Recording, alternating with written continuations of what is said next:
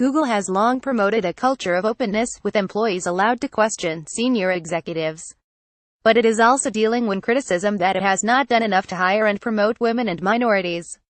Mike Blake, Reuters. To the editor. Google fires engineer for divisive memo. Business Day, August 8. James Damore's speculation that women may be biologically incapable of succeeding in engineering is unmoored from any neuroscientific evidence about human brains and ignorant of the copious evidence about social and cultural influences on gender. Google was right to dismiss him, and it has nothing to do with political correctness. Just as biotech firms do not waste money on cancer research grounded in creationism, high-tech firms have no obligation to indulge beliefs that could easily get in the way of how products are developed and coworkers treated. The real political correctness would be in pretending that Mr. Damore's beliefs were viable. Sherry Jacobson, Selinsgrove, PA. The writer is an associate professor of anthropology at Susquehanna University. To the editor. Wonder how many people have actually taken the time to read the memorandum for which James Damore lost his job at Google. Based on what I had read in the media, I was prepared for a rabid sexist screed.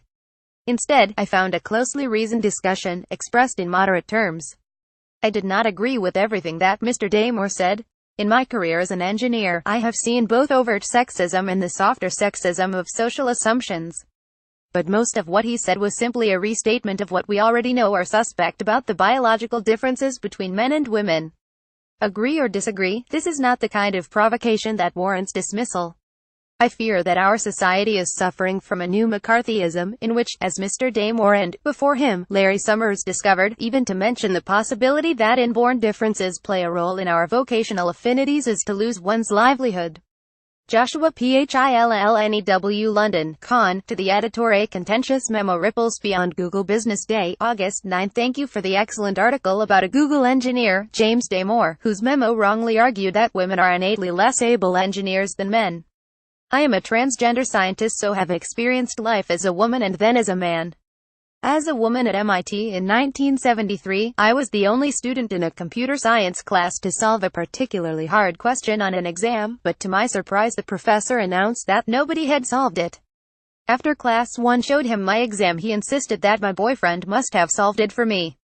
Mr. Damore argues that there should be a meritocracy regardless of gender, but as long as women are viewed as innately inferior, then achieving meritocracy is not possible. That's why Google's chief executive, Sundar Pichai, did the right thing by firing Mr. Damore for propagating profoundly harmful and incorrect stereotypes against Google's policies. Ben Bars, Palo Alto, Calif. The writer is a professor of neurobiology at Stanford University.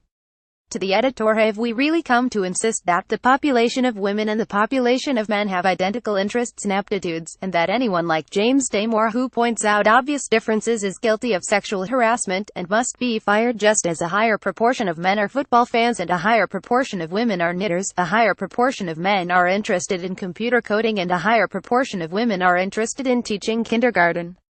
Just imagine how hard society would have to push for every job to have a 50/50 gender distribution. For kindergarten teachers, I imagine it would take quotas capping the number of women and/or significant recruitment bonuses for men.